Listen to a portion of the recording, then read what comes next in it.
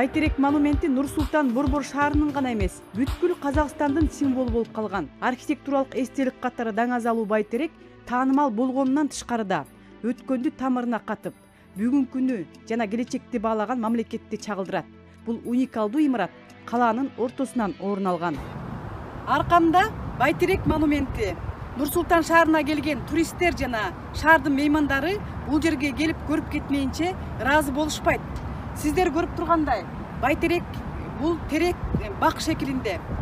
Биринчи кабаты бактын, теректин тамыры, ортосу болсо анын бою, а башы болсо бул анын жалбырактары. Биз менен болуңуздар, алдыда Байтеректин сырты жана ичи тууралуу айтып беремин. Шаардын үстүндө Байтерек монументи укмуштуудай футуристик дарактай көтөрүлөт. Металлдан, айнектен жана бетондон жасалган. Ал эми диаметри 22 метр жана салмагы 300 тонна болгон башындагы тажы менен капталган тоголок шар хамелеон айнектен турат. Ал күн нуруна жараша түсүн өзгөртөт.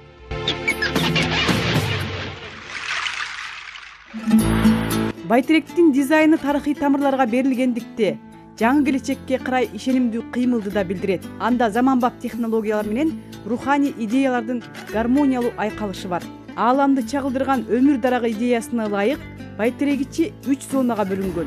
Өзүнүн визуалдык символикасынан тышкары өзгөчө маңызы жана философиялык мааниси менен ойлонуп ишке ашырылган. Байтеректин жалпы мән мағынасы идеологиялык тургудан алган кезде ак пен каранын күрөсү, яғни мифологиялык аңызга сүйөнөтүн болсак, ертеде Байтерек деген үлкен алып ағаш болған, сол ағаштың үстіне самұрық құсы келіп жұмыртқалайтын болған, айдаһар оның үстіне шығып жыл сайын жұмыртқасын жеп кететін болған. Бұл жерде жаңа ақ пен қараның күресі деген мағынаны білдіреді, бірақ өздеріңіз білесіздер, ақиқатында түбіне келген кезде әділдік және де ақ нәрсе жеңіске жетеді. Сондықтан да Байтеректің негізгі идеологиясы да осы тек қана әрқашанда бейбітшілікте болу, келісімде болу, толеранттық келісімде болу деген мағынаны білдіреді. Одан кейін тағы да бір қызықты жайды айтып өтіп кетейін сіздерге. Мынау қатты жел көтерілген кезде Байтерек монументінің үсті арнайы ол жабдықталған, аздап шайқалады. Ол да бір сондай өзінің амортизациясы да техникалық сипаттамасы жағынан да оның барлығы жан-жақты қарастырылған. Сондай уақытта біз 15 метр секундтан желдің ұшқыны асқан кезде біз Байтерек монументін уақытша жауып қоямыз. Оны кейбір халықтар не үшін деп түсінбей жатады, себебі бұл қауіпсіздік үшін. Екіншіден, енді өзіңіз самолетте мысалы үшін ұшақта кетіп бара жатсаңыз, ұшақ егер де тербелетін болса бір дискомфорт пайда болады ғой, сол сияқты да қатты жел көтерілген кезде біз Байтерек монументін уақытша жауып қоюға мәжбүр боламыз. Долбоордун автору атактуу англиялык архитектор Норман Фостер. Акмырза Рүстембеков баштаган таланттуу архитекторлор, дизайнерлер жана инженерлердин командасы менен бирге 1996 жылдан 2002 жылга чейин курулган. Анын жалпы бийиктиги 105 метрди түзөт. Байтерек монументи КМШ өлкөлөрүнүн архитекторлор союзунун эл аралык ассоциациясы өткөргөн сынактын жыйынтыгы боюнча гран-при менен сыйланган. Салынгандан бери имарат 2017 жылы реконструкцияланган. Алдағы уақытта да жалпы Байтеректің концепциясы деп айтады, концепциясын өзгерту жоспарымызда бар. Себебі Байтерек жалпы 2002 жылы ашылғалы бері 2017 жылы елімізде үлкен экспо көрмесі өткен кезде үлкен реконструкциядан өткен. Содан кейін Байтеректің концепциясы өзгерді. Біз қазірде реконструкция болмаса да, ішіне бір арнайы қазіргі заманға сай әдемі дизайнын, ішіндегі әдемі концепциясын тағы да бір заманның ағымына сай өзгерту жоспарымызда бар. Байтерекке халықтың сұранысы бойынша, ұсыныстары бойынша да әдемі жақсы дүниелерді кіргізіп, жақсы керемет іс-шараларды ұйымдастыру жоспарымызда бар. Шаарга келген коноктор Байтерек монументинин сырткы көрүнүшүнө маани берип, эстеликке сүрөткө түшүшөт. Ал эми туристтер арасында абдан популярдуу болгондуктан күн сайын тобу менен келишип, аны көрүүгө ашыгышат. Атайын сапар менен келгендер да көп. Сначала мы идем в Байтерек, потом вы идете, где обменник, где мечта, сразу параллельно снизу находится обменник. Мына өзүңүздөр көрүп тургандай, биз Байтеректин ичине кирип келе жатабыз. Байтеректин ичи менен тааныштырам сиздерди. Бул биринчи кабаты.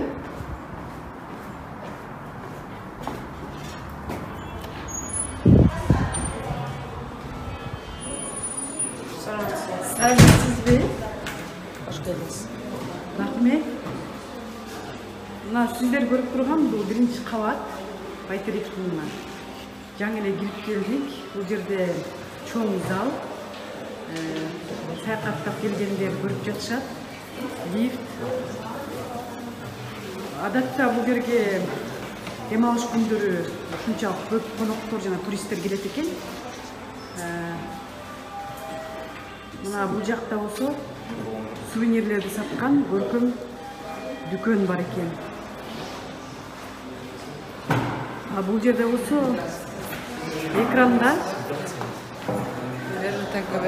экрандан Казакстан тарыхына байланышкан түрдүү видеолорду көрсө болот. Алгач бул жакка киргендер кассадан билет сатып алышат.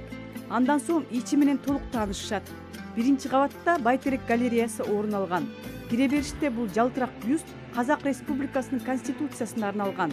Белгилүү сүрөтчү Эрболат Төлөпбайдын сүрөттөрү илинген.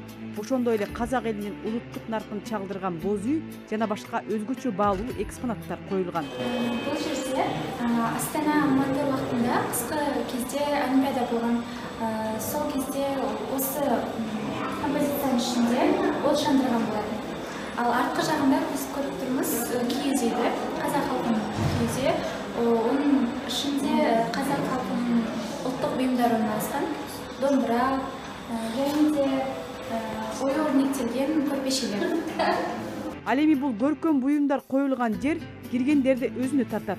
Анткени колго жасалган ар түрдүү сувенирлер асем баалуулукта сатылат. Туристтер өлкөдөн чаккан эстелик үчүн алып кетишет экен.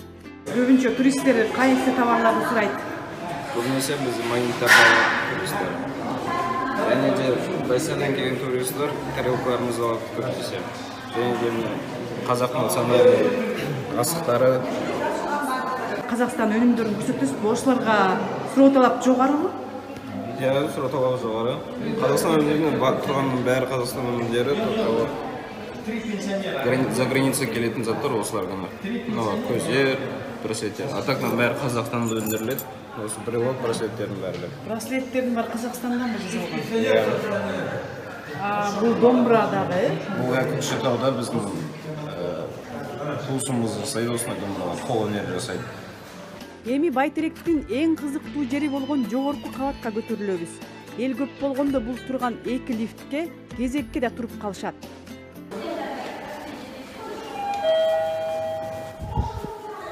Мына азыр биз Байтеректин биринчи кабатынан лифтке түштүк. Бул лифт аркылуу жогорку кабатка көтөрүлүүдөбүз. Байтеректин жалпы бийиктиги 105 метр. Ал эми мен жогоруда айткан тоголок шарга чейин 96 метр. Ал бул лифт менен биз 89 метрге чейин көтөрүлөбүз. Андан кийин тоголок шарга тепкичтер аркылуу барышат. Мына өзүңүздөр көрүп тургандай шаардын панорамасы көрүнө баштады. Лифттин ичинде 1 мүнөт жүрүп, анан жогорку кабатка чейин барабыз. 1 мүнөт алат экен. Бул жерде 2 лифт иштеп турат экен. Анын бирөөнө 10, бирөөнө 10, 20 киши бир учурда көтөрүлө алат. Мына эң бийиктиктен биз келип түштүк. Мына өзүңүздөр көрүп турасыздар. Мына бул жерге чыккандан кийин, лифттен чыккандан кийин өзүңүздөр көрүп тургандай, мына бул тепкич аркылуу тоголок шарга чейин барып жөө. Анан кульминацияны көрсө болот. Мына лифт менен көтөрүлүп, шаарды үстүнөн көрө ала турган жерге чейин жеттик. Эң чокуга азыр бул тепкичтер аркылуу басып чыгабыз. Көрүүчүлөр көп болгондо бул жер жык-жыйма болот. Кезек менен сүрөткө түшүп, бир топко чейин кармалышат. Biz özümüz mına Kıtay elinden gelip durumuz. Astana'da mına balamızın үйüne келгенбиз. Oşu yerde okumup bitirip oşuga turup kalgan. Bu yer öde көрүктүү тамаша экен. Байтерек әсіресе мына қаланы бірақ сыртқы тұлғасын көрсетеді екен. Өте көрікті екен, қаладан тамаша екен. Я являюсь представителем ингушского народа из России. Мы на данный момент являемся гостями у семьи Келигов Юсуф Хасанович. Байтерек отличается тем, что он уникален, тем, что здесь рука нашего любимого президента. Вот этим он и отличается. Мы чувствуем дух Казахстана в этом месте. Байтерек монументинин эң чокусу.